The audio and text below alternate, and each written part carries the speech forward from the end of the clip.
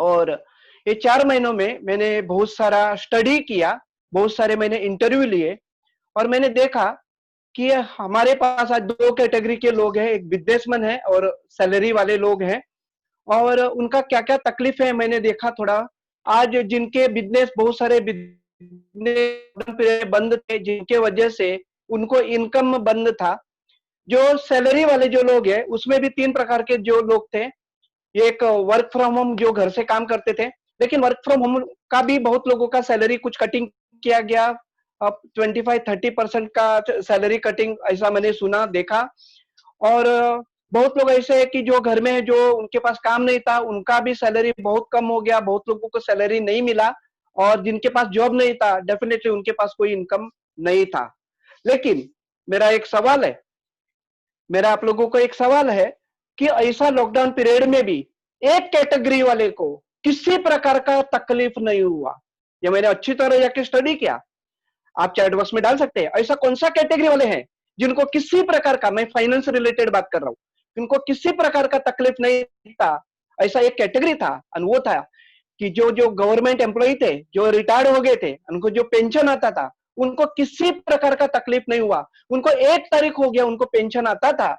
और दूसरा कैटेगरी था, कैटेगरी में दूसरे जो लोग थे जिन्होंने पेंशन ऑप्शन सिलेक्ट किया था, वो डेफिनेटली रिटायर्ड जो लोग थे, जो गवर्नमेंट वाले नहीं थे, गवर्नमेंट एम्प्लॉय नहीं थे, लेकिन प्राइवेट में जिन्होंने काम किया था, या जो लोग बिजनेसमैन थे, लेकिन उन्होंने एक बहुत अच्छा चीज किया था, और वो था उन्होंने पेंशन ऑप्शन सिलेक्ट किया था सेंट्रल गवर्नमेंट का।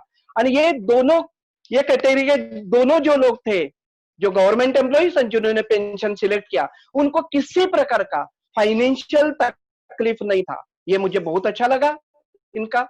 और आज का सब्जेक्ट तो इसके इसके बारे में है कि ये लोग जो जी रहे हैं, ऐसा ऐसा जीने के लिए क्या करना पड़ेगा। क्योंकि ये जो लॉकडाउन अभी का जो टाइम था, वो अपने को किसी ने पहला बोला नहीं था, ऐसा होगा करके किसी को मालूम नहीं था।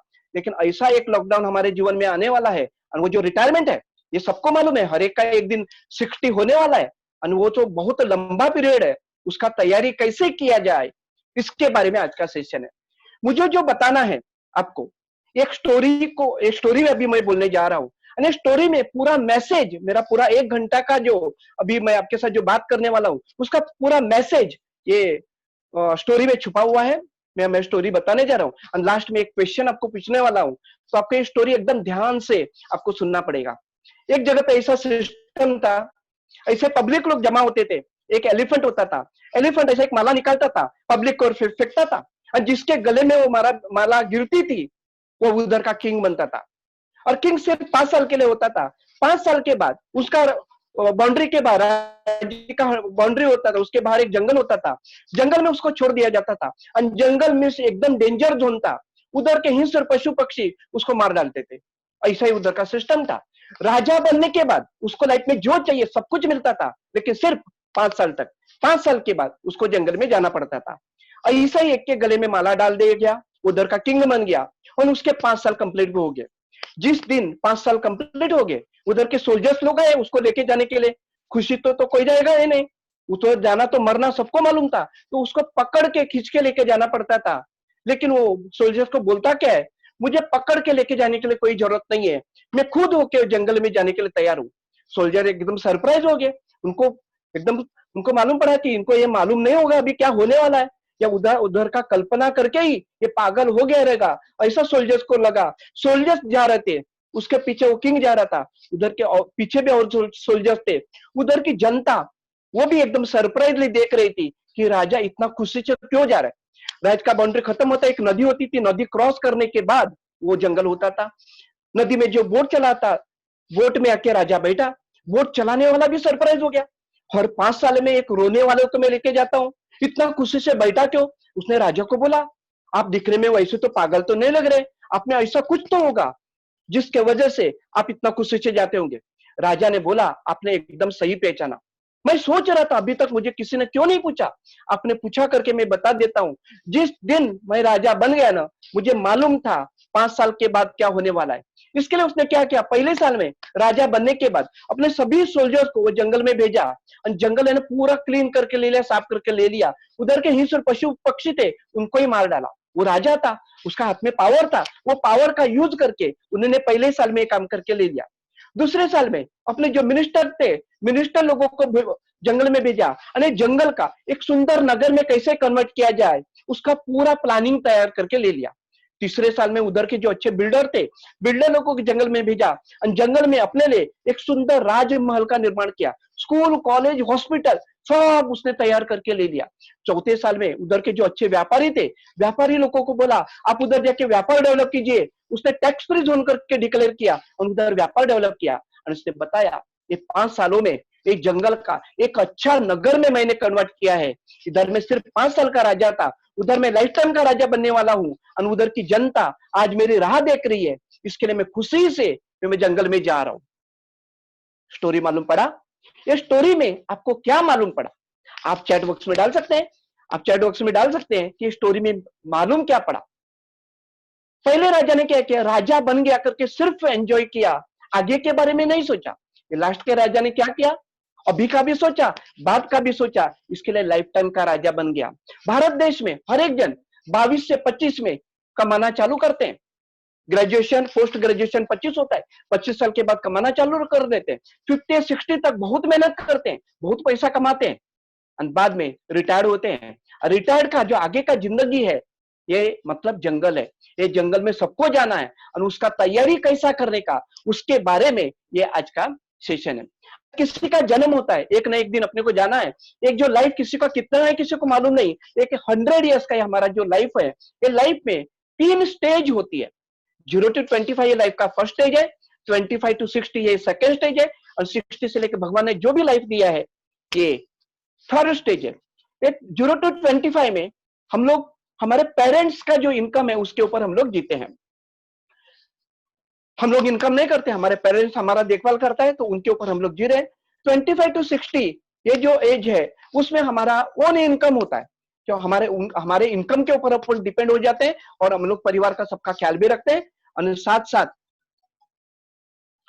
60 से लेके जो भगवान ने जो लाइफ दिया है, ये जो लाइफ है इसमें जीने का एक रास्ता है, जो हम लोग जो कॉर्पस है, हमारा जो कॉर्पस है और हमारा जो पेंशन है उसको हम लोग जी रहे हैं। तो 25 to 60 हम लोग ने जो भी अर्निंग किया उसके ऊपर 60 से जो भगवान ने जो लाइफ दिया है उसके ऊपर हम लोग जीते हैं। अभी देखते हैं तो 0 to 25 जो है उसमें 25 साल है। 25 साल जो हमारा जो पढ़ाई के लिए हम लोग देते हैं। 25 to 60 जो है उसमें 35 ईयर्स है, 35 साल है इसमें जो कमाने का हमारा जो टाइम है। और 60 लाख से भगवान ने जो लाइफ दिया 100, इसमें 40 ईयर्स है। तो रिटायरमेंट लाइफ जो है 60 का जो आगे का जो लाइफ है सबसे लॉन्ग जर्नी है। लेकिन आपके मन में एक सवाल आएगा, 40 साल कोई जी रहे क्या? 40 साल कोई जी रहे क्या? जीना मरना हमारे हाथ में नहीं है, लेकिन 4 रीजन की वजह से आज इंडिया में लाइफ बढ़ रहा है। ये सर्वे रिपोर्ट बोलता है कि आज इंडिया में लाइफ जो बढ़ रहा है या वर्ल्ड का जो लाइफ बढ़ रहा है उसका 4 रीजन है। पहला रीजन है लाइफ बढ़ने का, आज बेस्ट क्वालिटी का मेडिसिन अवेलेबल है जो 25-30 साल पहले नहीं था। हर एक प्रॉब्लम के ऊपर आज सॉल्यूशन अवेलेबल है, हर एक प्रॉब्लम के ऊपर के सॉल्यूशन मिलने से लोग जी रहे हैं। आज जो बाहर जो प्रॉब्लम चल रहा है उसका भी सॉल्यूशन आने वाला है। दूसरा रीजन है लॉन्ग लाइफ का, बेस्ट ट्रीटमेंट अवेलेबल है। आज इंडिया में अच्छे अच्छे हॉस्पिटल है, उसे हॉस्पिटल में बेस्ट ट्रीटमेंट मिलता है, इंडिया भी में भी मिलता है, आउट ऑफ इंडिया भी बेस्ट ट्रीटमेंट मिलता है, जिसके वजह से लाइफ बढ़ता है। तीसरा रीजन है अवेयरनेस। आज सब लोग अपना हेल्थ का ख्याल रख ले। आज कितना देखना जिम में लोगों को जगह नहीं है, इतना फुल हो रहा है। आज जॉगिंग पार्क देख लीजिए, आज बहुत लोग सीनियर सिटीजन अपना हेल्थ का बहुत अच्छी तरह ख्याल रख ले। आज इतने सारे चीज अवेलेबल है, आज देखो यूट्यूब, सोशल मीडिया अवेलेबल है, जिसके वजह से आज सीनियर सिटीजन जो है ना उसको किसी प्रकार का टेंशन नहीं है, जिसके वजह से लाइफ स्पैन अभी बढ़ रहा है। और चौथा वेरी इंपॉर्टेंट जो है वो मेडिक्लेम है। आज मेडिक्लेम के वजह से आज बहुत लोगों का लाइफ बढ़ा है। मतलब आज बहुत लोग अपना अच्छा सा मेडिक्लेम करके रखते हैं और उनको मालूम है कल कुछ कोई रीजन से हॉस्पिटल में एडमिट हुआ तो अपने को पैसे का कोई टेंशन नहीं है, और ये टेंशन न होने की वजह से ये लाइफ बढ़ रहा है। ये 4 रीजन है। और लाइफ जब भी बढ़ेंगे तभी आपके पास हमेशा 2 ऑप्शन होगा। आपका जब भी आप 60 कंप्लीट करेंगे, आपके पास दो ऑप्शन होगा। आपका जो हाथ है देने वाला है या लेने वाला है। आप 25 से लेके 60 उम्र तक दुनिया का सबका ख्याल रखते रखते, परिवार का सबका ख्याल रखते रखते आपने अपने बारे में सोचा, अपना बोले तो मैं और मेरी मिसेज, तो अपना जो हाथ है ना देने वाला हाथ है, हमेशा देने वाला रहेगा। लेकिन दुनिया का साफ ख्याल रखते रखते आपने अपने बारे में नहीं सोचा, आपका हाथ लेने वाला बनेगा।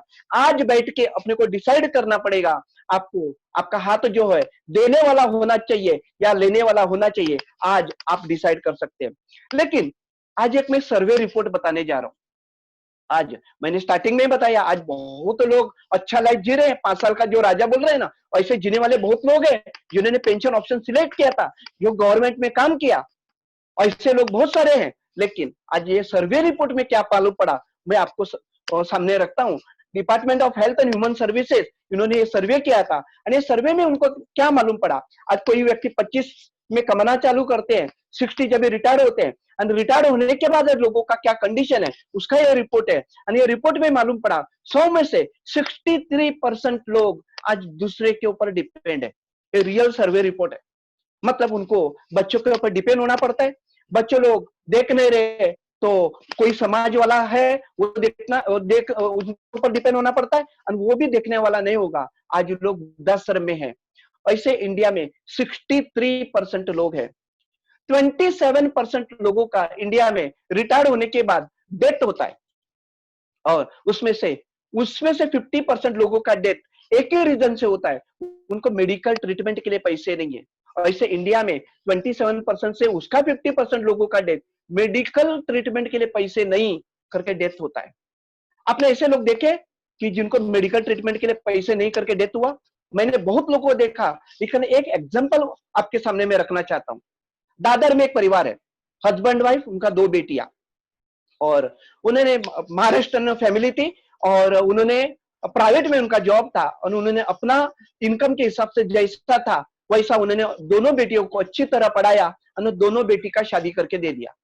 अभी उनका नाम मैं लेना नहीं चाहता हूं, सपोज एक्स मैं नाम लेता हूं। एक्स रिटायर हो गए, उनको जो फंड मिला था उन्होंने बराबर इन्वेस्ट किया, पोस्ट ऑफिस, बैंक, उनको जो आइडिया था उसमें इन्वेस्ट किया। उनका जो इंटरेस्ट आता था उसके ऊपर वो आराम से जी रहे थे। हाईफाई उनका कुछ नहीं था, वो आराम का जिंदगी जी रहे थे। लेकिन 3-4 साल के बाद, रिटायर होने के 3 साल के बाद चालू हो गया, हेल्थ का प्रॉब्लम थोड़ा सा डिफिकल्ट वाला, थोड़ा सा क्रिटिकल वाला था।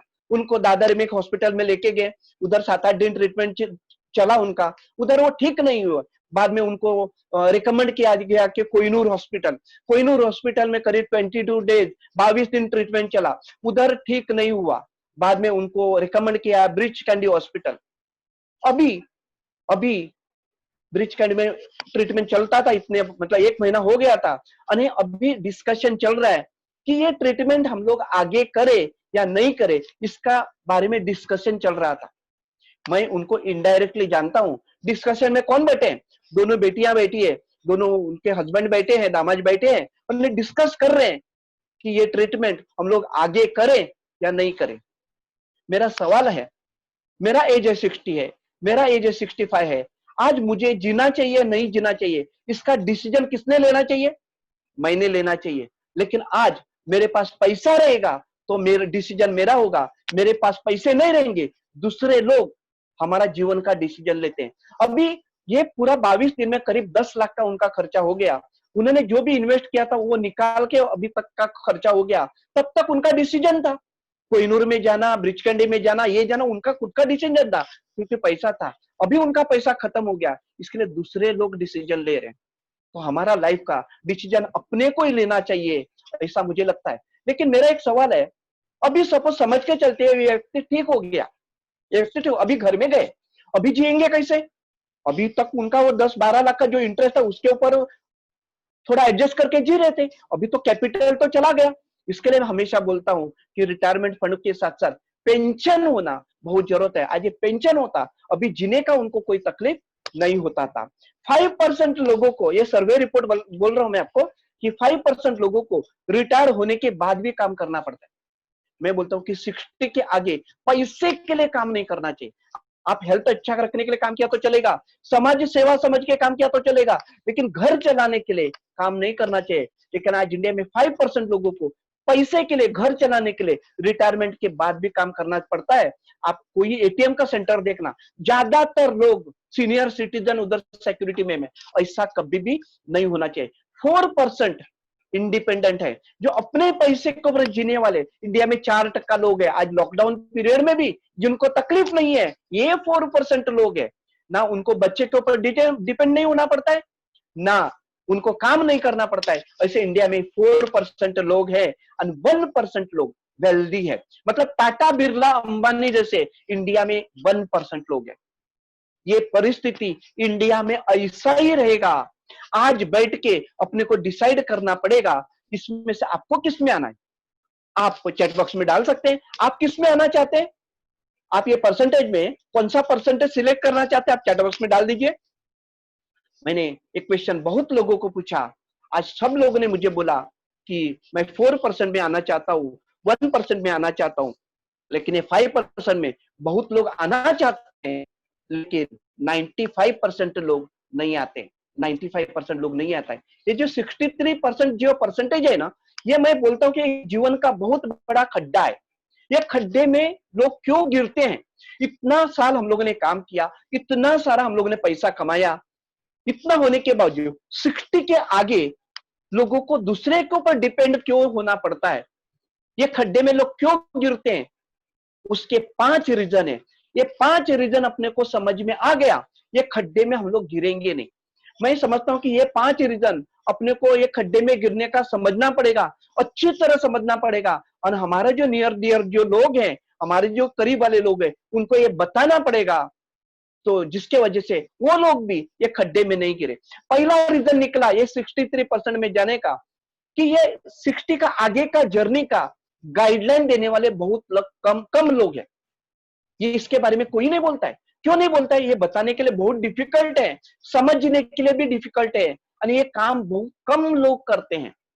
आज आपका खुद का पोर्टफोलियो चेक करके देखना, आपने आज तक जो भी इन्वेस्टमेंट किया है 60 से पहले के जीवन के लिए किया रहेगा।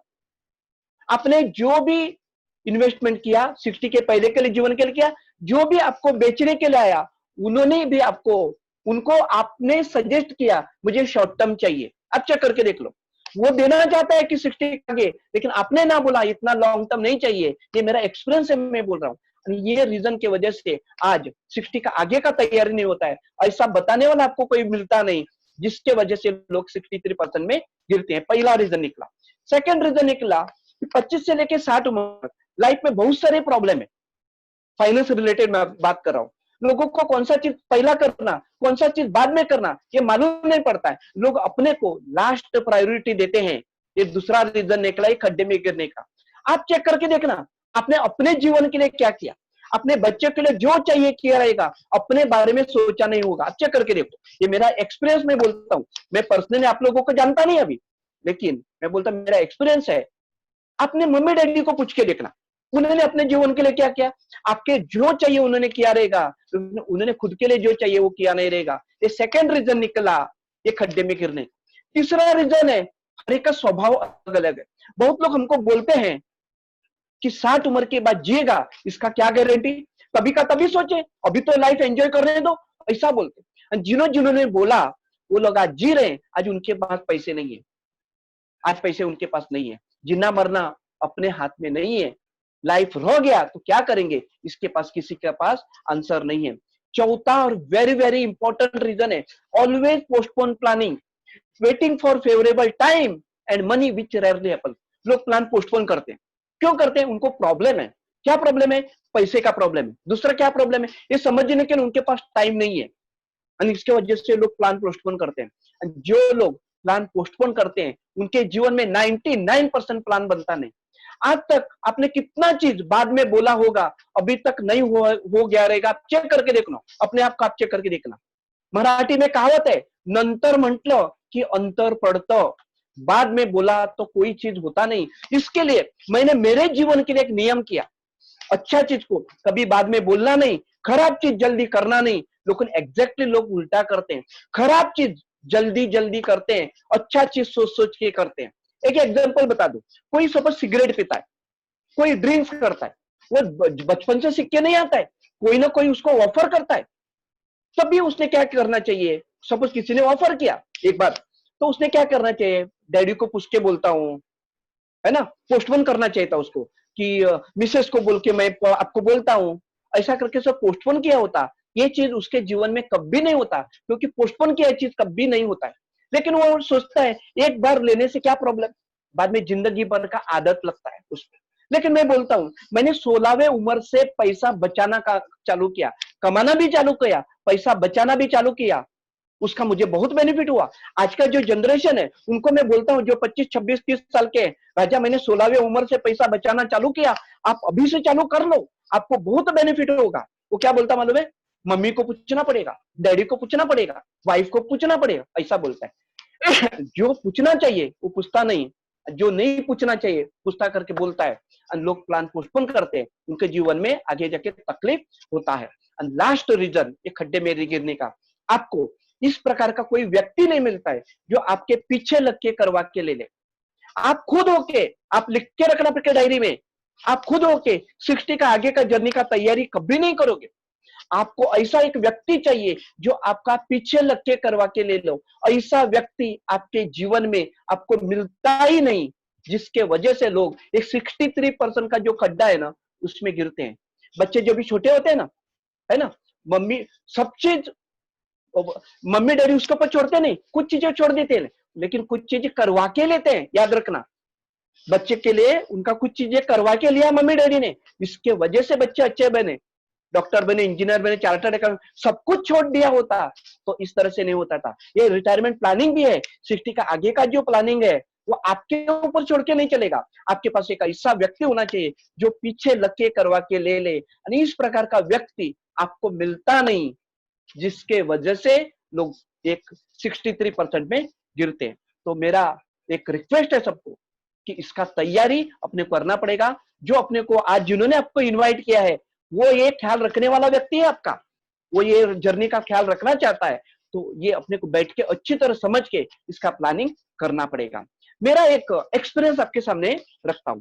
मैंने 4 रिटायर्ड होने वाले लोगों का इंटरव्यू किया, उनका मैं नाम वापस लेना नहीं चाहता हूं, उनका नाम देता हूं ABCD। 6 महीने के बाद वो रिटायर्ड होने वाले थे, और ए व्यक्ति को मैंने पूछा कि अंकल आप 6 महीने आप क्या करोगे रिटायर्ड होने के बाद?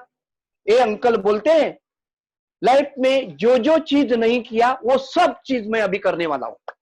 पैसे के वजह से और टाइम के वजह से बहुत सारा चीज जो करना चाहिए था मैंने नहीं किया था, वो सब चीज मैं अभी करेगा, लाइफ फुल मस्त एंजॉय करेगा, ऐसा ए अंकल बोलते। बी अंकल को पूछा, अंकल आप रिटायर्ड हो गए आप क्या करोगे?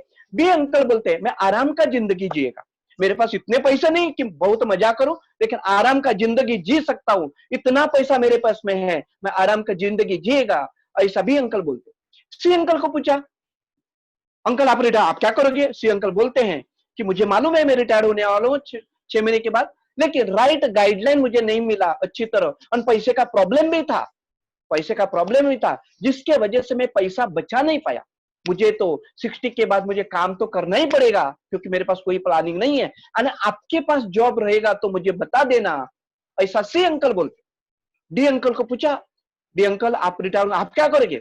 डी अंकल बोलते हैं, वो रिटायरमेंट का नाम भी आप मेरे सामने बिल्कुल मत लेना, मुझे बहुत डर लग रहा है, क्योंकि मेरे पास पैसे भी नहीं, मैं काम भी नहीं कर सकता हूँ, मुझे इतना तकलीफ है, मेरा शरीर मुझे साथ नहीं दे रहा है, अब भी मैं काम नहीं कर सकता हूँ, गए 1.5 साल से मैं काम नहीं किया है तकलीफ के वजह से, तो आगे जाके 60 के बाद क्या होगा मुझे मालूम नहीं है, पूरा अंधेरा नजर आ रहा है मुझे सामने, तो आप कृपा करके ये रिटायरमेंट का नाम भी मत लेना, ऐसा डी अंकल बोल। चारों का एज समान था, लेकिन चारों ने अलग अलग आंसर क्यों दिया, इसका ये प्रेजेंटेशन है। हम लोग, हमारा काम क्या है कि बचत करने का आदत लगाते हैं और आगे फ्यूचर का तैयारी करते हैं, लेकिन हर एक एज के लोग हमको क्या क्या बोलते हैं मैं आपके सामने रखता हूं। ये 25 से लेके 55 तक जो लोग है, 25 ये एज है, ये जो लेफ्ट में आपको जो दिख रहा है अभी ये एज है, 25 30 35 40 45 50 50 ये एज है। 25 वाले को हम लोग मिलते हैं, को बोलते कि राजा 60 का आगे का जर्नी तैयारी कर लो, तो 25 वाला क्या बोलता मालूम है, हम लोगों ने जस्ट इनकम करना चालू किया, आप आगे जरा रुको, थोड़ा एंजॉय करने दो, मजा करने दो, बाद में मैं आपको बुला लेता हूं, ऐसा 25 वाला बोलता है।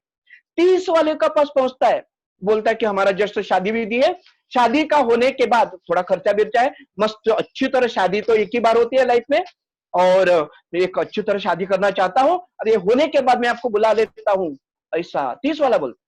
35 वाले के पास पहुंचते हैं, मतलब वो 35 होने के बाद पहुंचते हैं, तो 35 वाला बोलता है कि अभी घर का, अभी क्या हो गया कि बाबू आ गया है ना, उसके लिए थोड़ा सा इंतजाम हम लोग कर रहे हैं, है ना, फर्स्ट बेबी है हमारा, तो उसका थोड़ा होने के बाद मैं आपको ही बुला लेता हूं, ऐसा 35 वाला बोलता है।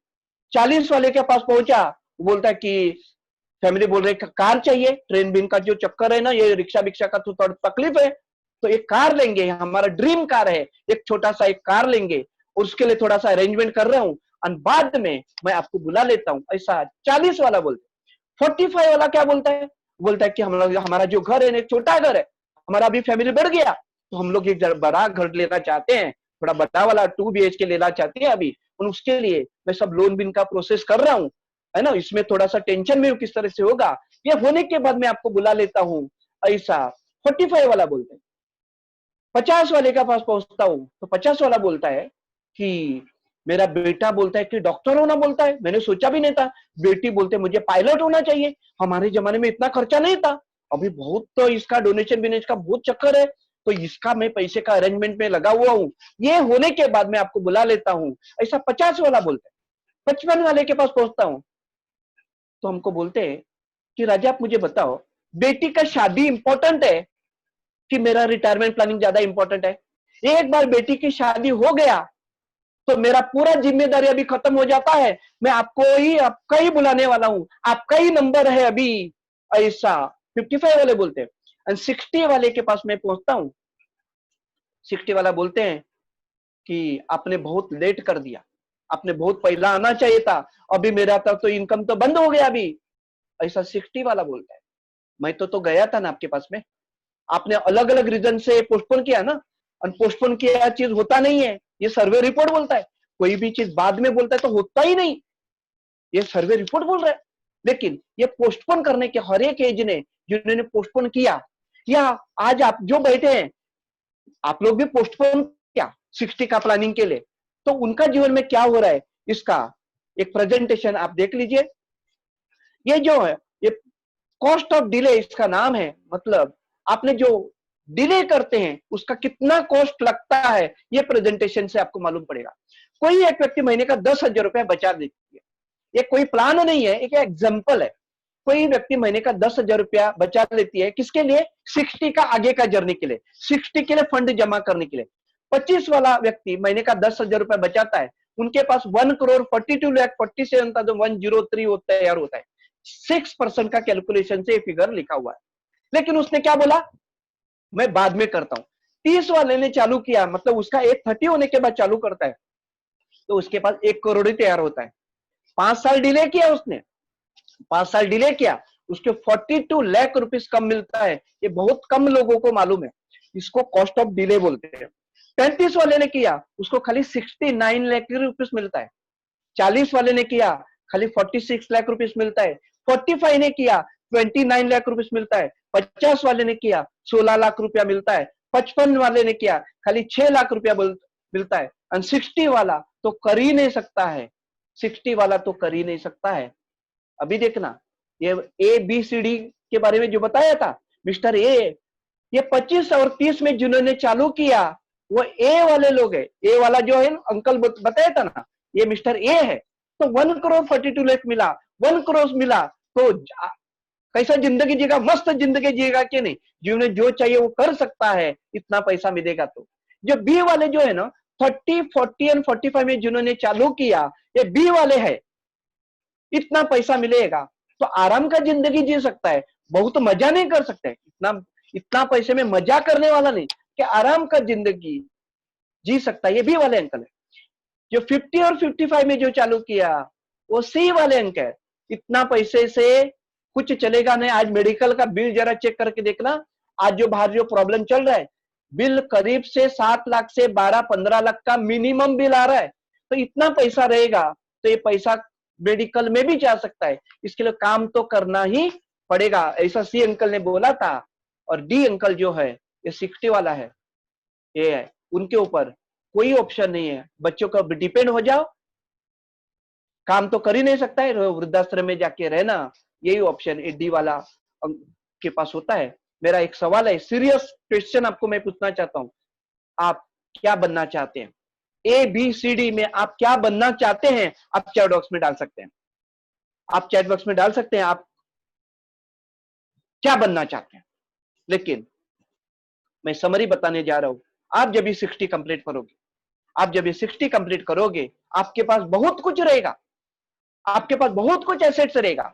लेकिन आप लिख के रखना अपना डायरी में, जो मेरा मिशन है, जो मेरा मिशन है, आप जब 60 कंप्लीट करोगे, आपके पास एक मजबूत रिटायरमेंट फंड होना चाहिए और आपके पास एक पेंशन होना चाहिए। रिटायरमेंट फंड इमरजेंसी के लिए होता है, पेंशन जीने के लिए होता है। आपने मेहनत करके जो भी एसेट्स क्रिएट करेंगे उसके ऊपर आपका कंट्रोल चाहिए, तो आपके फंड होना चाहिए। लेकिन आपके पास फंड नहीं रहेगा, तो जिसके पास फंड होगा, आपने मेहनत करके जो भी एसेट्स क्रिएट किया उसके ऊपर कंट्रोल करेगा। लेकिन ये फंड खत्म भी हो सकता है। आज मैंने बहुत लोग रिटायर्ड होने के बाद देखा, उनको अच्छा फंड मिला, 25 लाख, 30 लाख, 50 लाख, 1 करोड़ फंड मिला। 5 साल के बाद मैं जाता हूं, उनके पास वो फंड नहीं होता है। किधर जाता है? कल बेटा बोलता मुझे घर लेने के लिए मदद करो, कल बेटी की शादी करना है। और बहुत लोग रिटायर्ड होने वाले लोगों के पास नजर लगा के बैठते हैं कि ये व्यक्ति कभी रिटायर्ड होगा, उसका हम लोग बेनिफिट का हिस्सा ले सकते हैं। ये मेरा एक्सपीरियंस है। ये फंड आपका खत्म भी हो गया, आपके पास एक पेंशन होना चाहिए। और पेंशन मतलब खाली एक पेंशन अकाउंट नहीं है, एक पेंशन पॉलिसी नहीं है। पेंशन का मतलब आप लिख के रखना आपके डायरी में, एक नया मतलब बताने जा रहा हूं। 1 तारीख हो गया, बैंक में गए, शटर ओपन हो गया, अकाउंट देखा, हस्बैंड वाइफ को उनकी लाइफस्टाइल चलाने के लिए जितना पैसा लगता है उतना आना चाहिए, उसको पेंशन बोलते हैं। अपने को किसी के साथ कंपेयर नहीं करना है, आप किसी को दूसरे का मत देखना। आपका जो 60 उम्र का जो स्टाइल है वो कंटिन्यू होना चाहिए। उसके लिए जितना पैसा लगता है उसका अपने को गारंटी करके लेना चाहिए। और ये मेरा मिशन है, ये मेरा मिशन है, ये मैं अभी यही कर रहा हूं अभी, और सबको ये बताने जा रहा हूं। आज ये सेशन के माध्यम से मैं आपके सामने ये बता रहा हूं। लेकिन आप बहुत लोगों ने मुझे बोला कि मेरे पास तो बहुत सारा प्रॉपर्टी है, प्रॉपर्टी मेरा रिटायरमेंट फंड है और उसका जो रेंट आता है ये मेरा पेंशन है, ये चलेगा क्या? आप चैट बॉक्स में डाल सकते हैं मुझे, आप मुझे कि ये बहुत लोगों ने मुझे जब भी मैंने प्रेजेंटेशन दिया, बहुत लोग ऐसा बोल रहे ये चलेगा क्या? आप चैट बॉक्स में डाल दो यस और नो। आप लोग सब लोग सुन रहे हैं ना अच्छी तरह, तो आप चैट बॉक्स में डाल दीजिए यस नो। आपका आंसर आने के बाद नो, समीर जी बोलते नो, राजेश जी बोलते नो, मैं एग्री हूं, लेकिन ये प्रूफ के साथ बोलता हूं कि ये क्यों नहीं चलेगा। ये जो प्रॉपर्टी आपने जो बनाया है ना, ये प्रॉपर्टी के ऊपर मैंने पहले बताया, आपका राइट्स कब तक है? जब तक आप कमाते तब तक। आपका इनकम बंद हो गया, इसका पूरा फैमिली उसका कंट्रोल रखता है ना? जो इनकम करता है उसके ऊपर कंट्रोल रखता है। ऐसा सब जगह होगा ऐसा नहीं बोलता हूं। आप का बारे में देख लीजिए, आप इतना बड़ा व्यक्ति का हो सकता है, किसी का भी हो सकता है। आज उनके पास 12,000 करोड़ का संपत्ति है, लेकिन आज महीने का 7 लाख रुपए चाहिए करके आज उनको कोर्ट में जाना पड़ा। ये आपने यूट्यूब पर देख लीजिए इसमें, है ना? तो ये प्रॉपर्टी के ऊपर हमारा कंट्रोल होगा, इसका कोई गारंटी नहीं। ये रेंट 60 तक आपके पास आएगा, 60 के बाद जो मेन अर्निंग मेंबर है उसके पास में आएगा। ऐसा हो सकता है, ये मैं बहुत जगह पे देखा है। दूसरा मैं बोलता हूं आपको, मेरा 2 प्रॉपर्टी है, मैंने दोनों को रेंट पे दिया। एक ऑफिस है, एक एक्स्ट्रा घर है, दोनों रेंट पे दिया। उन्होंने मुझे 8 महीने तक हो गया, 8-10 महीना मुझे रेंट नहीं दिया। आप बोलेंगे लॉकडाउन पीरियड, नहीं, उसके पहले से मुझे रेंट नहीं आया। अच्छा, वो क्यों रेंट नहीं दे रहा है? उसको कुछ तकलीफ है करके वो नहीं दे रहा है ना? आज वो रेंट के ऊपर आज मैं डिपेंड नहीं हूं, मेरा इनकम आज मेरा इनकम है। लेकिन मेरा आज सपोज 65 होता, आज मैंने रेंट नहीं दिया होता तो मेरा क्या होता? आज मैं एक फोन करेगा ना, उनको उधर से निकाल सकता हूँ फोन के ऊपर। मुझे उनको मैंने देखा भी नहीं, मेरे रेंट के ऊपर जो रहता है ना उसको मैंने देखा भी नहीं, लेकिन आज फोन के ऊपर उसको मैं निकाल सकता हूँ। लेकिन 65 वाला नहीं निकाल सकता है, उसके पास उतना पावर नहीं हो सकता है। तीसरा ये था कि एक तो मुझे रेंट टाइम पे नहीं दिया, दूसरा डेढ़ दो साल में ऐसा हुआ था, मुझे राइट व्यक्ति नहीं मिला था जिसको मैं रेंट पे दे दूं। मैं किसी को जाके दे नहीं सकता हूं ना। आज आज का बाहर का माहौल बहुत बड़ा खराब है ना, किसी को नहीं दे सकता हूं, तो चेक करके 11 महीने का एग्रीमेंट बना के देना पड़ता है। लेकिन अच्छा राइट कैंडिडेट, राइट व्यक्ति मुझे नहीं मिला, जिसकी वजह से डेढ़ दो साल मुझे रेंट आया नहीं था। तो मुझे चलेगा, मुझे इनकम है, लेकिन 65 वाले का पास ऐसा हो तो क्या हो सकता है। इसके लिए बोलता हूं रेंट जो है एक एडिशनल इनकम सोर्स करके चलेगा, लेकिन सिर्फ रेंट के ऊपर हम लोग डिपेंड हो नहीं सकते। इसके लिए अपने पास जो गवर्नमेंट वाले को जैसा पेंशन आता है वैसा पेंशन आना चाहिए, ये मेरा एक एडवाइस है। बहुत लोग मुझे बोलते हैं हमारे बच्चों के ऊपर हम लोग इतना संस्कार दिए हैं, अच्छा संस्कार उसके ऊपर किया कि ये मेरा बेटा बोलेगा तो रिटायरमेंट फंड है, ये बेटी बोलेगा तो रिटायरमेंट फंड है, और मेरा पेंशन भी है, ये चलेगा क्या? आप चैट बॉक्स में डाल दीजिए। ऐसा बहुत लोग बोल रहे हैं मुझे, तो मेरा आंसर मैं आपके सामने रखता हूं। अभी किसी ने नो लिख दिया, उनका नाम नहीं दिख रहा है इधर कि नो लिख दिया। बहुत लोग बोलते हैं कि चलेगा, ऐसा भी बोलते हैं बहुत, लेकिन मेरा एक्सपीरियंस मैं आपके सामने रखता हूं। ये मम्मी डैडी है, क्या बोल रहे हैं, मैंने जो भी कुछ किया मेरे बेटे के लिए किया, बेटी के लिए, बेटा बेटी अभी समान है, अरे वो इसके ऊपर मैंने अच्छे संस्कार भी दिए, वो मुझे संभालेगा, ऐसा ये मम्मी डैडी बोल रहे हैं। और ये बेटा भी ना वो अच्छा वाला बेटा है, आपके जैसा ही बेटा है। वो बेटा बोलता है मम्मी डैडी आप बिल्कुल चिंता मत करो, मैं हूं आपके लिए। ये बेटा महीने का 1 लाख रुपया कमा रहा है, और वो मम्मी डैडी बोलता है बिल्कुल चिंता मत करना, मैं हूं आपके लिए। लेकिन मेरा सवाल है, ये बेटा महीने का 1 लाख रुपया क्यों कमाता है? ये क्यों कमाता है? क्योंकि उसका बच्चे जो उसके जो बच्चे हैं दो चीजें कर रहे हैं, एजुकेशन करते हैं और ड्रीम देखते हैं, डॉक्टर होना, इंजीनियर होना, चार्टर्ड अकाउंटेंट होना, ऐसा ड्रीम देख रहे हैं, और वो अपने मम्मी डैडी के ऊपर डिपेंड रहते हैं। और ये जो 1 लाख रुपया उनका फ्यूचर के लिए, ये बच्चों के फ्यूचर के लिए ये बेटे को चाहिए रहता है। लेकिन मम्मी डैडी क्या बोलते हैं, आप मुझे भी देखो, तो उसमें से उनको मम्मी डैडी को पैसा देना पड़ता है। इसका मतलब ये हो गया, ये मम्मी डैडी अपना बेटे का तो पैसा लेता नहीं, पोते का भविष्य का पैसा लेता है। ऐसा तो नहीं होना चाहिए, पोते को तो देना चाहिए। लेकिन मेरा रिक्वेस्ट है आप लोगों को, ये हमारे मम्मी डैडी को मालूम नहीं था। उनको देखना, उनको देखना अपना पूरा जिम्मेदारी है। हम लोग जैसा भगवान को पूछते हैं वैसा हम लोग मम्मी डैडी का ख्याल रखेंगे, लेकिन हम लोग हमारे बच्चे के ऊपर कभी भी डिपेंड ना होंगे। आप हमारे बच्चे के ऊपर हम लोग डिपेंड हो गए तो उनका जो फैमिली हो गया उनका, उनको हम लोग करेंगे। हम लोग अभी जो एग्जाम्पल मैंने बताया, पोते का फ्यूचर हम लोग खराब करेंगे, ऐसा कभी नहीं होना चाहिए। अपना फ्यूचर अपने को ही क्रिएट करना पड़ेगा, हमारा पेंशन का तैयारी अपने को करना पड़ेगा, हमारा रिटायरमेंट का फंड का तैयारी अपने को करना पड़ेगा, ऐसा मुझे लगता है। अभी आपको इतना समझ में आया कि अपने को जबरदस्त एक रिटायरमेंट फंड का तैयारी करना चाहिए, अपने को पेंशन का तैयारी करना है। लेकिन आज इंडिया में 3 ऑप्शन के माध्यम से आप कर सकते हैं। 3 ऑप्शन ऐसे हैं। ये फर्स्ट ऑप्शन है स्टॉक मार्केट। स्टॉक मार्केट में बहुत लोगों को नॉलेज है, बहुत लोगों को नॉलेज नहीं है, वो भी दूसरा जो बोलता है उसके आधार के ऊपर इन्वेस्टमेंट करते हैं। उसमें क्या होता है कि शेयर्स में आप स्टॉक ले सकते हैं, अच्छा कंपनी के शेयर्स ले सकते हैं, आप म्यूचुअल फंड कर सकते हैं, एसआईपी कर सकते हैं। लेकिन लेकिन प्रॉब्लम क्या है इसमें, सपोज आपने 1 करोड़ का तैयारी किया स्टॉक और म्यूचुअल फंड से। किसके लिए, सपोज अभी किसी का एज 40 है, एक एग्जांपल बोलता हूं, आपने 60 के लिए तैयारी किया कि इसमें बहुत अच्छा रिटर्न में, डबल डिजिट में रिटर्न लेने वाला ये ऑप्शन है जो आज की दर भी अवेलेबल नहीं है। तो हम लोग 60 के लिए 1 करोड़ का फंड के लिए मैं स्टॉक ले लेता हूं और म्यूचुअल फंड कर लेता हूं। लेकिन ये 1 करोड़ का 2 करोड़ भी हो सकता है। मतलब आपने सोचा था 1 करोड़, लेकिन आपको 2 करोड़ मिलने का चांस है, लेकिन 1 करोड़ का 20 लाख भी हो सकता है। लेकिन 20 लाख हो गया, 2 करोड़ हो गया तो बहुत अच्छा है, लेकिन आज अपने को नहीं मालूम, लेकिन 20 लाख हो गया, 60 वाला बैक नहीं आ सकता है ना, उसका तो इनकम तो बंद हो गया ना। इसके लिए मैं चाहता हूं, मैं बोलना चाहता हूं, इसके ऊपर डिपेंड नहीं होने का, अपने को गारंटेड वाला चाहिए।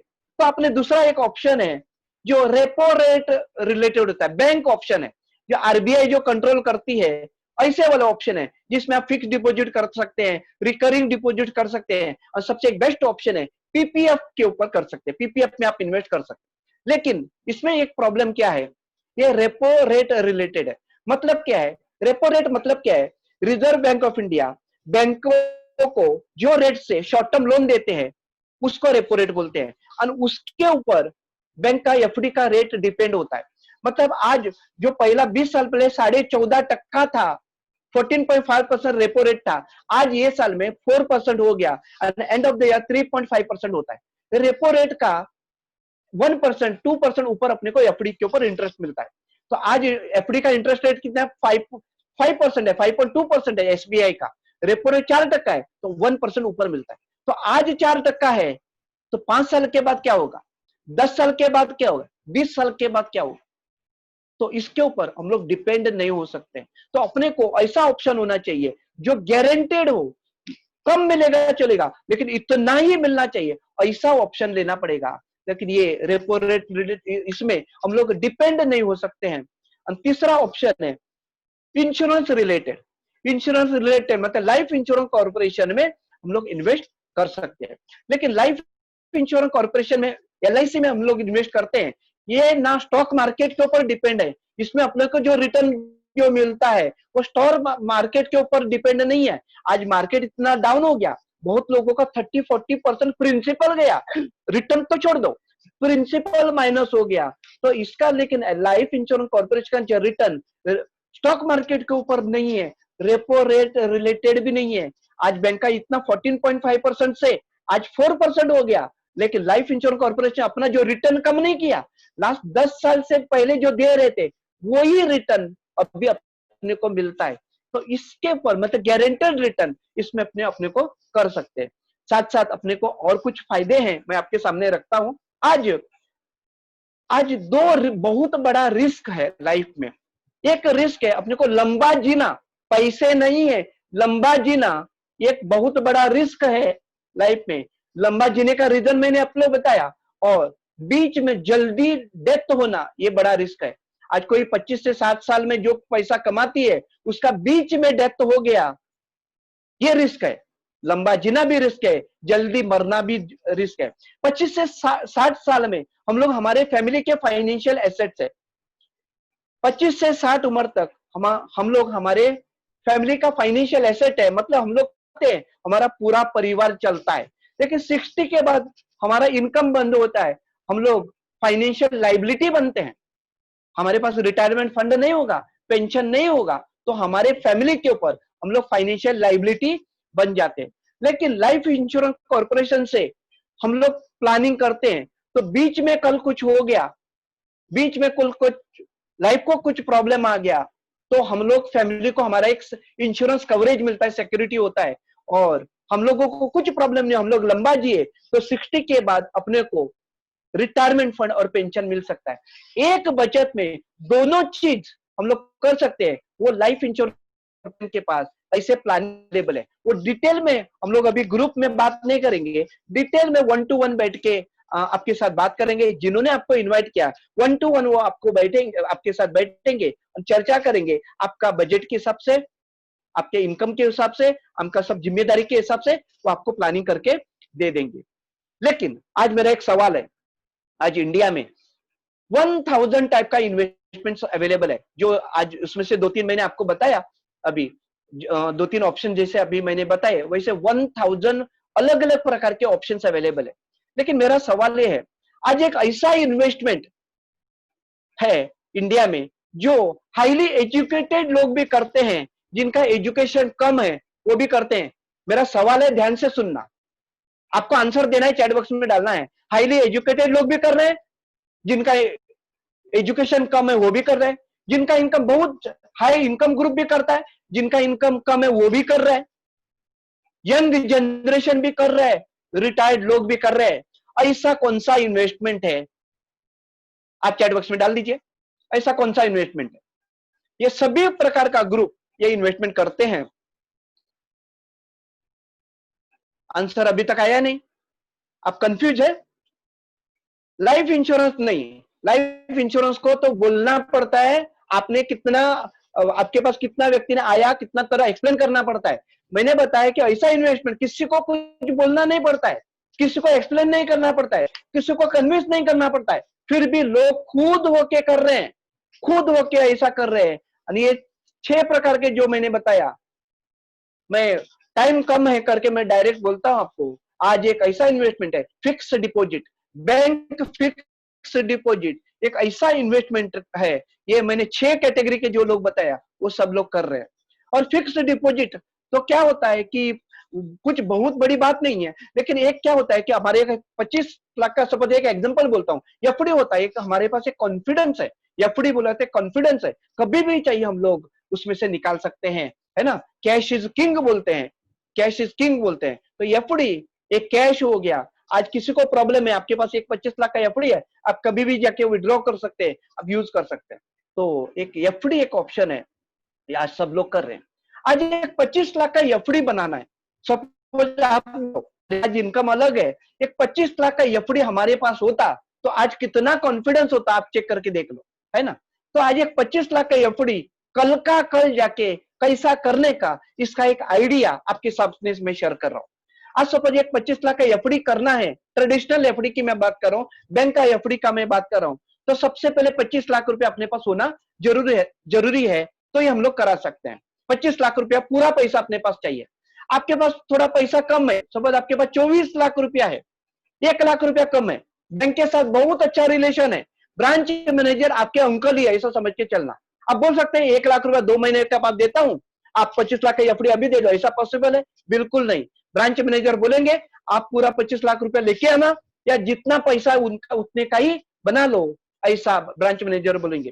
तीसरा इसमें पॉइंट क्या है कि लॉन्ग टर्म का एफडी नहीं मिलता है। आप क्या बोलते हैं, मुझे अभी पैसा नहीं चाहिए, मेरा एज अभी 40 है, 20 साल के बाद मुझे पैसा मिलना चाहिए, ऐसा एफडी बना के दे दो। तो ऐसा एफडी नहीं मिलता है। आज बैंक को इंटरेस्ट इंस्ट्रक्शन है आरबीआई का, इंटरेस्ट रेट डाउन हो रहा है, और कितना डाउन होगा मालूम नहीं, तो लॉन्ग टर्म का एफडी मिलता नहीं है। लॉन्ग टर्म का एफडी अभी मैक्सिमम की मिलती है, वो भी लॉन्ग टर्म लेंगे, इंटरेस्ट रेट कम रहेगा।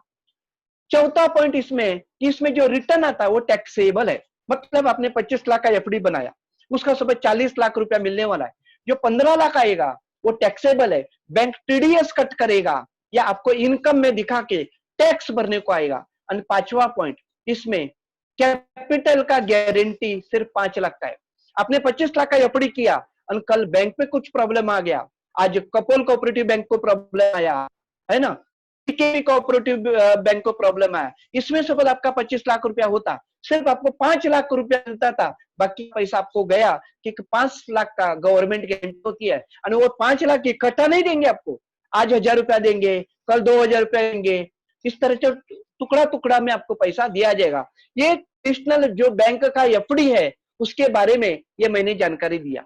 अभी उसके सामने मैं एक ऑफर कंसेप्ट आपके सामने रखता हूं, जो कंसेप्ट का नाम है fixed deposit 1 instalment.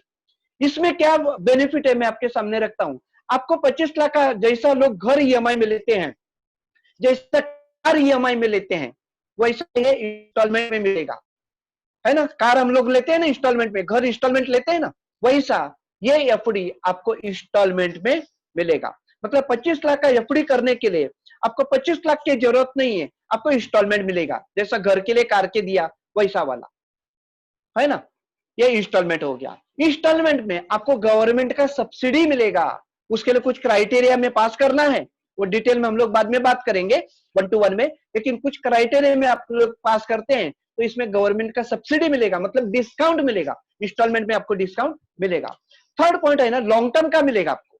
Long term का कोई भी एफडी आज बैंक में इंडिया में तो अवेलेबल नहीं है, है ना। ये एफडी आपको रिटायरमेंट फंड करके यूज कर सकेंगे, तो लॉन्ग टर्म का मिलेगा। सो मतलब 20 साल के बाद रिटायर होंगे उस तरह से मिलेगा, 25 साल के बाद चाहिए वही इस तरह से आपको मिल सकता है। चौथा पॉइंट, इसमें जो रिटर्न आएगा 100% टैक्स फ्री आएगा। आज इंडिया में खाली 2 ऑप्शन ऐसे अवेलेबल जिसमें टैक्स फ्री मिलता है, एक पीपीएफ में मिलता है, दूसरा लाइफ इंश्योरेंस कॉर्पोरेशन का कोई भी प्रोडक्ट आप लेते हैं उसमें मैच्योरिटी जाता है, टैक्स फ्री आती है। तो इसमें भी, ये एफडी में भी आपको जो मैच्योरिटी आएगा 100% टैक्स फ्री आएगा। और सबसे इंपॉर्टेंट बात है, इसमें पूरा कैपिटल को गारंटी मिलेगा। इसमें जो कैपिटल है और उसमें जो इंटरेस्ट जो जमा होता है, इसमें सेंट्रल गवर्नमेंट का आपको गारंटी मिलेगा। ये मैंने अभी जो बताया, दोनों का कंपैरिजन बताया, जो ट्रेडिशनल बैंक एफडी और मैं जो अभी ऑफर कर रहा हूं, ये कंसेप्ट एफडी 1 ईएमआई, दोनों में आपको कौन सा अच्छा लगा? दिखने में कौन सा अच्छा है? दिखने में, करना नहीं करना वो आगे की बात देख लेते हैं कि दिखने में कौन सा अच्छा लगा आपको। फर्स्ट वन और सेकंड वन आप चैट बॉक्स में डाल सकते हैं, फर्स्ट या सेकंड ऐसा लिख दो। फर्स्ट अच्छा लगा, रूपाली मैडम लिखते हैं कि सेकंड, है ना, बहुत लोग सेकंड ऑप्शन लेते हैं। वो सेकंड ऑप्शन जो अभी मैंने बताया उसका प्रेजेंटेशन मैं आपके सामने अभी रखता हूं।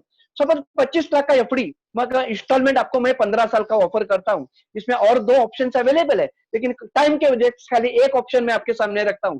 25 लाख का एफडी कल का कल कैसे बना जाए, ये प्रेजेंटेशन है। 25 लाख का एफडी हम लोग आपको 15 साल का ईएमआई देंगे। तो 25 लाख बैंक में होता तो पूरा 25 लाख रुपए लेके जाना पड़ता था, इसमें आपको इंस्टॉलमेंट देंगे। 25 साल 25 लाख डिवाइडेड बाय 15 करेंगे, 1,66,667 ये ईएमआई आपका आता था। लेकिन आपको क्या बोला, ये ईएमआई हो गया, ईएमआई में आपको डिस्काउंट मिलेगा। आपको बताया 16,667 ये आपको इसमें डिस्काउंट मिलेगा, सब्सिडी मिलेगा। उसमें कुछ क्राइटेरिया है, उसमें पास करने के बाद ही एक चीज मालूम पड़ेगा। तो आपका इंस्टॉलमेंट हो गया 1.5 लाख रुपया हो गया। तो 1.5 लाख रुपया हम लोग 15 साल में देते हैं, तो 22,50,000 अपना कंट्रीब्यूशन हो गया, है ना। करीब 2.5 लाख रुपया अपने को सब्सिडी मिला। बैंक में होता तो पूरा 25 लाख रुपया लेके जाना पड़ता था, 1 रुपया भी कम नहीं चलता था। तो इसमें अपने को इंस्टॉलमेंट भी मिल गया, इंस्टॉलमेंट में अपने को डिस्काउंट भी मिल गया। आज एफडी आपने जो 22.5 लाख रुपया जो दिया है, डबल होने के लिए आज का जो इंटरेस्ट रेट है उसमें 11 साल लगता है। आज 5-5.5% परसेंटेज अपने को जो मिलता है, तो आज मैं 22.5 लाख रुपया बैंक में रखूं, वो डबल होने के लिए करीब 11 साल लगता है। लेकिन आपने जो 22.5 लाख रुपया जो दिया है, अगले सिर्फ 6 सालों में आपके पास 50 लाख रुपीस टैक्स फ्री रहेगा। मतलब ये 15 साल आपने कंप्लीट ईएमआई का कंप्लीट करने के बाद जो 22.5 लाख रुपया जो जमा हो गया, वो 50 लाख रुपया अगले खाली 6 साल में होगा। अभी तभी आपके पास दो ऑप्शन हो गए, आप ये 50 लाख रुपीस इकट्ठा ले सकते हैं लमसम, मतलब आप उसको रिटायरमेंट फंड करके आप उसको यूज कर सकते हैं। मतलब ये 50 लाख रुपए आप क्या कर सकते हैं, वो टाइम के ऊपर आपको कोई जिम्मेदारी है, इस जिम्मेदारी के लिए आपको उसको आप यूज कर सकते हैं उसमें, या वो टाइम में कोई इन्वेस्टमेंट ऑप्शंस अवेलेबल है। आज देखो, आज कैपिटल होगा तो इन्वेस्ट करने का हजारों ऑप्शंस अवेलेबल है, लोगों का पास पैसा नहीं है, प्रॉब्लम है। तो वो टाइम में जो भी ऑप्शंस अवेलेबल है उसमें आप इन्वेस्ट कर सकते हैं। और तीसरा है कि वो टाइम में सपोज आप कोई बिजनेस करना चाहते हैं, तो बिजनेस के लिए आपका कैपिटल हो गया। आज मैंने बहुत लोगों को देखा 60 के बाद लोगों ने बिजनेस चालू किया। आज निरमा के जो ओनर है उन्होंने 60 का बाद बिजनेस चालू किया है ना। ऐसे बहुत एग्जांपल है। वो टाइम में आपको लोन भी तो मिलता नहीं, तो ये आपके लिए कैपिटल हो गया, और ये कैपिटल से आप मस्त बिजनेस चालू कर सकते हैं। तो ये लमसम अमाउंट हो गया। दूसरा ऑप्शन है ना पेंशन ऑप्शन। तो ये पेंशन ऑप्शन क्या होता है, आपने जो फंड जो 50 लाख है आप पेंशन में ट्रांसफर कर सकते हैं, और वो टाइम में जो भी पेंशन का परसेंटेज रहेगा वो परसेंटेज में अपने को पेंशन मिलता है। आज सपोज ये पेंशन करीब 6% के ऊपर है, वो टाइम में हम लोग समझ के चलते हैं 4% पेंशन है ना। वो टाइम में 6 रहेगा तो 6% के हिसाब से मिलेगा। एक हम लोअर साइड देखते हैं, वो टाइम में 4% है, तो आपको 2 लाख का पेंशन जब तक आपका जीवन है, जैसा सेंट्रल गवर्नमेंट वाले को मिलता है ना, वैसा पेंशन अपने को मिलेगा। 2 लाख रुपया पर एनम पेंशन जब तक लाइफ है तब अपने को मिलेगा। अपने बाद सेम पेंशन हमारे स्पाउस को मिलेगा। अभी गवर्नमेंट वाले को अपने बाद है ना स्पाउस को आधा होता है, इसमें आधा नहीं होता है, इसमें पूरा पेंशन स्पाउस को मिलेगा। ये सबसे बड़ा गिफ्ट है स्पाउस को, क्योंकि जब तक हम लोग हैं हम लोग केयर तो करते ही है, ख्याल तो रखते ही है, अपने बाद ये पेंशन स्पाउस का ख्याल रखेगा। आज लेडीज लोगों का लाइफ जो है ना ज्यादा है। अब बहुत जगह पे देखना डैडी नहीं है लेकिन मम्मी है ना। लेडीज लोगों का इंडिया में लाइफ ज्यादा है, उसका रीजन अलग अलग है, लेकिन उनके लिए जो पेंशन है ना ये बहुत अच्छा रहेगा। ये सबसे बड़ा गिफ्ट उनके पास में होगा इसमें। और उनके बाद स्पाउस के बाद नेक्स्ट जनरेशन को ये जो अपना जो ओरिजिनल अमाउंट है ये 50 लाख रुपया नेक्स्ट जनरेशन में मिलेगा। गवर्नमेंट में ऐसा नहीं होता है। गवर्नमेंट में सब, मैं गवर्नमेंट में हूं, मुझे पेंशन मिला, मेरे बाद मेरे स्पाउस को आधा पेंशन मिलेगा, और मेरे स्पाउस के बाद किसी को कुछ नहीं मिलेगा। लेकिन ये पेंशन में सबसे बेहतरीन क्या है, मुझे पेंशन, मेरे बाद मेरे स्पाउस को सेम पेंशन, और उनके बाद नेक्स्ट जनरेशन को फंड मिलेगा। जाते समय क्या लेके जाते हैं हम लोग बोलते हैं, क्या छोड़ के जाते भी इंपॉर्टेंट है, क्या छोड़ के भी जाते इंपॉर्टेंट है। हमारा पूरा एसेट जो है वो नेक्स्ट जनरेशन का ही है, लेकिन वो टाइम में जो भी गवर्नमेंट ड्यूज है उनको भरने का आएगा। लेकिन ये जो 50 लाख आएगा उनके पास टैक्स फ्री आएगा, गारंटेड आएगा। किसी प्रकार का उनको 1 रुपया का उनको खर्चा नहीं, और कैश इज किंग बोलते हैं, एसेट्स का राजा बोलते हैं। तो एसेट्स का राजा हम लोग नेक्स्ट जनरेशन के पास देके जाएंगे। तो ये एफडी में ये बेनिफिट है जो मैंने अभी आपके पास ऑप्शन दिया है, और उसके और कुछ थोड़े बेनिफिट है मैं आपके सामने रखता हूं। सपोज किसी ने आज 25 लाख का एफडी किया, इसमें 25 लाख का नेचुरल इंश्योरेंस कवरेज फ्री रहेगा, 50 लाख का एक्सीडेंट कवरेज फ्री है, और 25 लाख का डिसेबिलिटी कवरेज फ्री है। मतलब क्या है मैं आपके सामने रखता हूं। किसी ने सपोज ये मैंने जो अभी ऑप्शन बताया, ये 25 लाख का एफडी किया, उन्होंने खाली एक इंस्टॉलमेंट दिया है, 1.5 लाख रुपया भरा है, और उसको लाइफ को कल कुछ हो गया, मतलब उसका नेचुरल डेथ हो गया, तो आगे का जो ईएमआई है वो भरना ही नहीं है, आगे का ईएमआई भरना ही नहीं है। ये 25 लाख का एफडी मैच्योर्ड। अब नॉमिनी के पास दो ऑप्शन है, 25 लाख रुपया अभी ले लो तुरंत, भरा था कितना, खाली 1.5 लाख भरा है, 25 लाख रुपया तुरंत ले लो, और ये पैसा पेंशन में ट्रांसफर करते हो। तो आज का पेंशन का रेट है, उनको 1.5 लाख का पेंशन जब तक जिंदगी है तब तक उनको मिलेगा, और उनके बाद जो 25 लाख है नेक्स्ट जनरेशन को मिलेगा। एक्सीडेंटली कुछ हो गया तो नॉमिनी के पास दो ऑप्शन है, 50 लाख रुपया ले लो, एफडी कितने का था, खाली 25 लाख का था, आगे का ईएमआई तो भरना ही नहीं है, 50 लाख रुपया ले लो, और 3 लाख रुपया पेंशन जिंदगी भर ले लो। मैंने बोला था अर्ली डेथ ये बहुत बड़ा रिस्क है जीवन में, ऐसा कुछ हो गया तो हमारे फैमिली को हम लोग जो इनकम को गारंटी देते हैं, हमारे इनकम का परिवार को गारंटी देते हैं, तो हमारे पास तो परिवार तो जिएगा ना, परिवार का तो इनकम नहीं होगा ना, तो एक इनकम को आपका गारंटी हो गया, तो 50 लाख रुपया ले लो, और 3 लाख रुपया पेंशन जिंदगी भर ले लो, बाद में नेक्स्ट जनरेशन को 50 लाख रुपया मिलेगा। और तीसरा है इसमें बेनिफिट, एक्सीडेंट के वजह से डिसेबिलिटी आया, परमानेंट डिसेबिलिटी आया, मतलब क्या, वो काम नहीं कर सकता आगे, तो आगे का इसका जो 1.5 लाख का जो ईएमआई है वो लाइफ इंश्योरेंस कॉर्पोरेशन खुद भरेगा, खुद भरेगा अपने को, परिवार के, क्योंकि इनकम नहीं है ना उसका, तो ये ईएमआई लाइफ इंश्योरेंस कॉर्पोरेशन खुद भरेगा। ये ईएमआई भर दिया, घर कैसा चलेगा, ये 25 लाख का 10%, 2.5 लाख रुपया अगले 10 साल तक देगा, घर चलाने के लिए देगा, टैक्स फ्री देगा, आपका जो इनकम है टैक्सेबल है, लेकिन ये 10% जो 2.5 लाख रुपया आता है 100% टैक्स फ्री देगा। और तीसरा जो मैंने लास्ट में जो बताया था, पैसा न भरते हुए, पैसे भरे बिना लास्ट में जो 50 लाख बोला, वो 50 लाख मिलेगा या उसको जिंदगी भर पेंशन मिलेगा। ये तीनों ऑप्शन इसमें ये ऑप्शनेबल है। और क्या बेनिफिट्स आपके सामने रखता हूं, इसमें इमरजेंसी फंड फैसिलिटी अवेलेबल है 3 साल के बाद। मतलब क्या है, आज देखिए आज बहुत लोगों को फाइनेंशियल तकलीफ है, आज किसी को 1 लाख रुपए चाहिए, किसी को इमरजेंसी के लिए चाहिए, तो बैंक देने के लिए बैठी है, लेकिन बैंक क्या करेगा, सबसे पहले इनकम प्रूफ मांगेगा, बाद में 2 गारंटर मांगेगा, है ना, बड़ा अमाउंट है तो मॉर्गेज मांगेगा, बाद में ईएमआई चालू होगा, ईएमआई आगे पीछे होगा, 3 ईएमआई आगे पीछे आपने कर दिया तो बैंक वाला ब्रांच मैनेजर घर में चाय पीने के लिए आता है, मतलब वसूली के लिए आता है, और हमारा सिबिल रिकॉर्ड खराब हो जाता है, ये सब लोन में होता है। लेकिन इसमें इमरजेंसी फंड है, वो इसमें लिखा है, मतलब क्या है ना आपका इनकम प्रूफ लगता है, ना गारंटर चाहिए, ना ईएमआई भी नहीं आएगा। आपने सपोज 5 लाख रुपया लिया, एक एग्जांपल बोलता हूँ, या 1 लाख रुपया लिया, है ना गारंटर चाहिए, ना आपको मॉर्गेज देना है, कुछ नहीं करना है, आपने 1 लाख रुपया लिया तो देना तो पड़ेगा, आपने किधर भी लिया तो आप देते थे, इसमें भी थोड़ा थोड़ा कर अपने को देना है।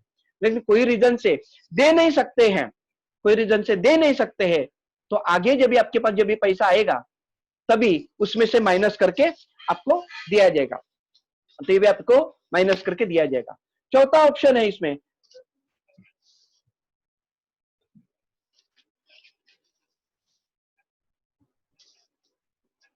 चौथा इसमें बेनिफिट ये है कि आपको टैक्स में बेनिफिट मिलेगा। हम लोग टैक्स बेनिफिट के लिए बहुत सारे इन्वेस्टमेंट करते हैं, तो इसमें अलग से अपने को कुछ करने की जरूरत नहीं, अंडर से एटीसी अपने को टैक्स बेनिफिट मिलेगा। 5वां बेनिफिट इसमें जो मैच्योरिटी आएगा 100% टैक्स फ्री आएगा, आपको लिख के ही मिलेगा, आपको लिख के मिलेगा कि ये सेक्शन है, ये सेक्शन के अंडर 1010D सेक्शन में ये आपको मिलेगा। इसमें बिल फैसिलिटी भी कर सकते हैं, है ना, हम लोग बिल बनाते हैं, है ना, उसमें इसमें आप इसको ऐड कर सकते हैं। इसमें मॉर्गेज फैसिलिटी है, जैसा हम लोग घर के ऊपर मॉर्गेज करके हम लोग लोन विन फैसिलिटी करके हैं, वैसा मॉर्गेज फैसिलिटी भी इसमें है। और सबसे इंपॉर्टेंट इसमें एक बेनिफिट है, आपको 1.5 लाख का जो ईएमआई इंस्टॉलमेंट बताया ना था वो साल का था, किसी को मंथली में 1.5 लाख का भी अभी प्रॉब्लम है। आज लॉकडाउन पीरियड में बहुत लोगों का इनकम का प्रॉब्लम है, तो आप मंथली ईएमआई में भी, मंथली इंस्टॉलमेंट में भी ये ऑप्शन कर सकते हैं। हर एक जन आप अपना बजट के हिसाब से इसको कर सकते हैं, बजट के हिसाब से कर सकते हैं। बाकी का कुछ भी एडिशनल इंफॉर्मेशन चाहिए, जिन्होंने आपको इनवाइट किया है 1 to 1 बैठ के बात करेंगे, आपके साथ बात करेंगे और आपके बजट के हिसाब से ये ऑप्शन ले सकते हैं। लेकिन ये करने का आज बहुत लोगों का एक प्रॉब्लम है कि पैसा बचता ही नहीं है ना। करना तो चाहते हैं, आज बहुत लोगों को लगा होगा कि बहुत अच्छा है कि हम लोग भी एक ईएमआई से एक एफडी बना लेते हैं, लेकिन प्रॉब्लम क्या है कि लोगों का पैसा बचता नहीं, क्योंकि ये रॉन्ग फॉर्मूला यूज करते हैं। लोग क्या करते हैं, income minus expenses is equal to saving, ये फॉर्मूला यूज करते हैं। ये फॉर्मूला बराबर था, लेकिन जुना जमाने का था।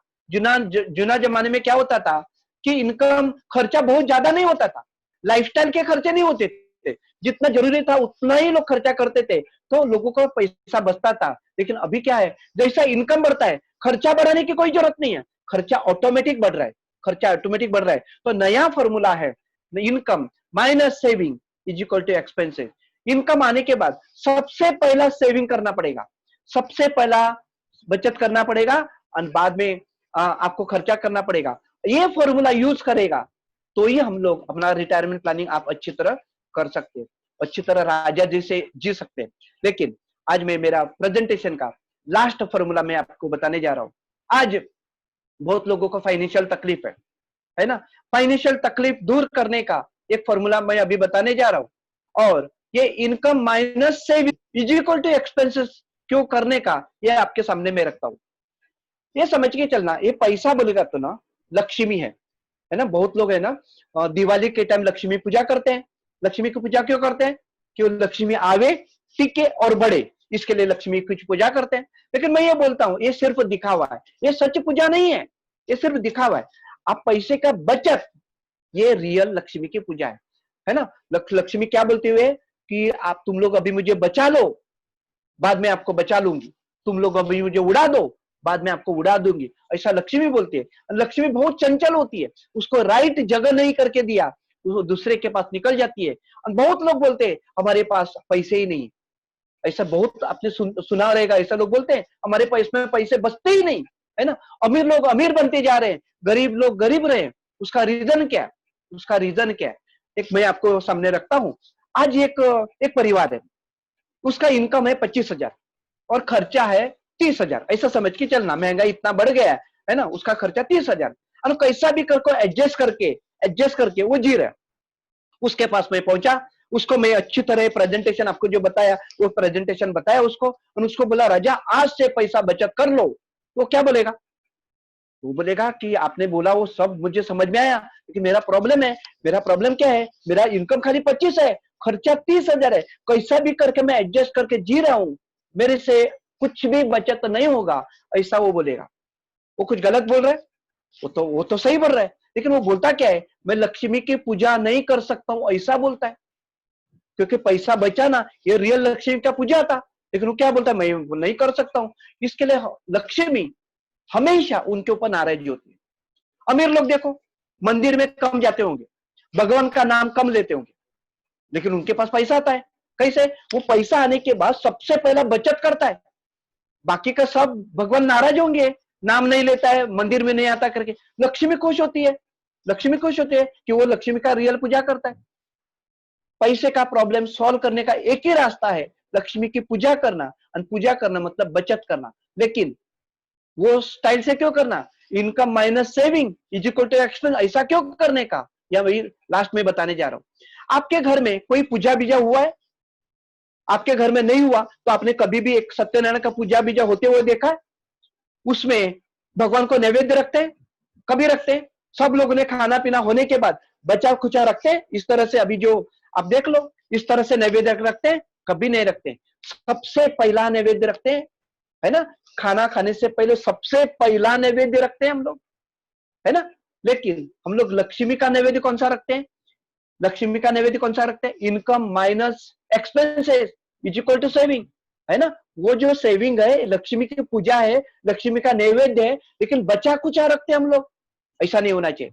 इनकम माइनस सेविंग, फ्रेश नैवेद्य लक्ष्मी को रखने का, जो बचे हुए पैसे से अपने को खर्चा करना, ये रूल जिनको जिनको बताया मैंने और जिन्होंने उसको अप्लाई किया, उनको आज किसी प्रकार का फाइनेंशियल प्रॉब्लम नहीं है। ये फॉर्मूला आप 1000 डेज आप करके देख लो। 1000 आज से लेके 1000 डेज ये फॉर्मूला यूज करके देखना, और 3 साल के बाद आप देख लो। 1000 डेज बोले तो करीब 3 साल हो जाते हैं। 3 साल के बाद आप देख लो, आपको किसी प्रकार का फाइनेंशियल प्रॉब्लम नहीं होगा। और ऐसा एफडी आज जो 25 लाख का बताया, आप 2.5 करोड़ का एफडी बना सकते हैं फाइनेंशियल प्रॉब्लम सॉल्व होने के बाद। तो मुझे जो बताना था ये मैं बताने का आपको कोशिश किया है, और आप चैट बॉक्स में आप डाल सकते हैं कि आपको सेशन कैसा लगा। और मैं बोलना चाहता हूँ कि इसी जो अभी तक मैंने जो बताया, अभी सब हमारे पास टाइम रहेगा, तो किसी का कोई क्वेश्चन आंसर रहेगा, मैं आपको आंसर आपको दे सकता हूँ। Thank you very much Prabhu sir, आपने आज हम लोगों को बहुत अच्छा इंफॉर्मेशन दिया। फ्रेंड्स, हम लोग 2 क्वेश्चन ले सकते हैं। अगर आप में से किसी का कोई क्वेश्चन है तो आप चैट बॉक्स में प्लीज अपना क्वेश्चन डालिए।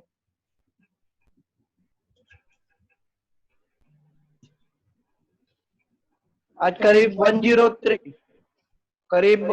103 लोग अभी सुन रहे हैं। आज 103 लोग यहाँ पे ये सेशन सुन रहे हैं, और कुछ लोग YouTube लाइव पे ये सेशन देख रहे हैं। करीब 25 लोग YouTube लाइव पे हैं जो सेशन को अटेंड कर रहे हैं। आप लोगों का अगर कोई क्वेश्चन है तो हम लोग आंसर कर सकते हैं।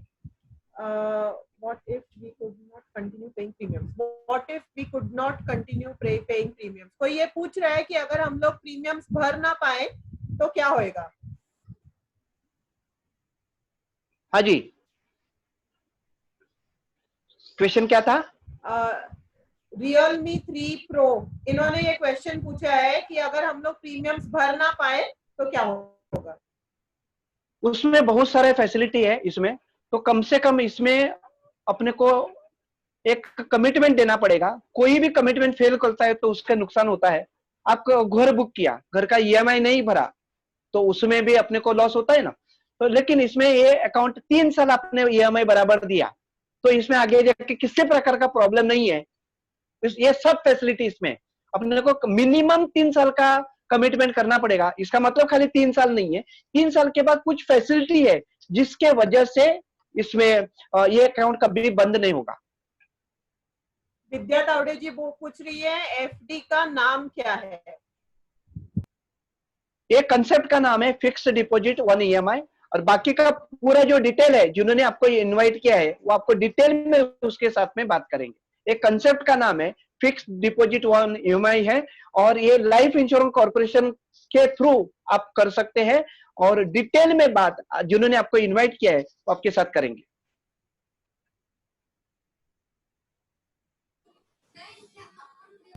और एक क्वेश्चन हम लोग ले सकते हैं, अगर किसी को कोई सवाल है तो आप पूछ सकते हो।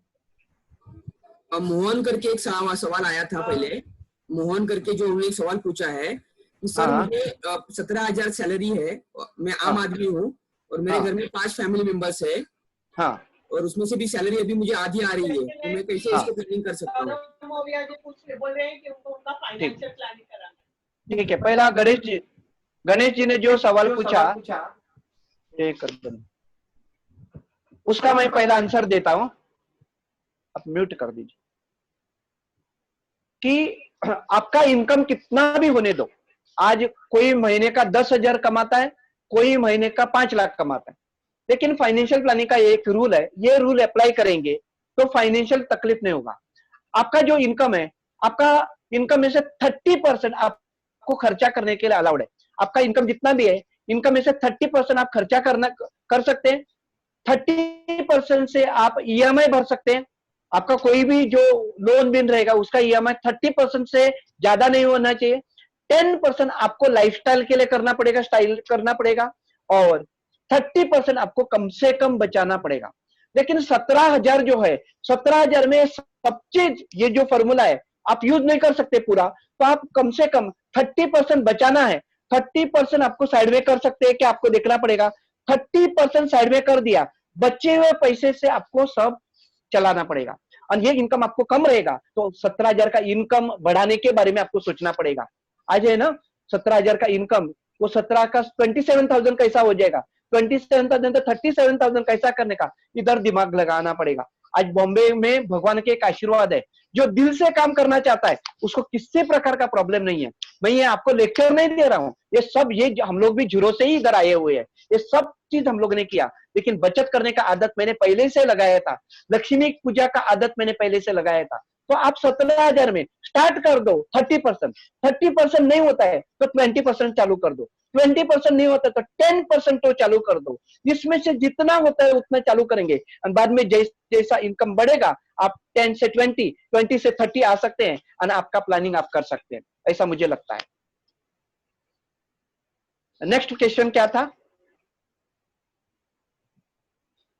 आज किसी ने बोला कि मुझे फाइनेंशियल प्लानिंग करना है ना, तो ये बेस्ट टाइम है आपका कि एक अच्छी तरह आप समझ के करना।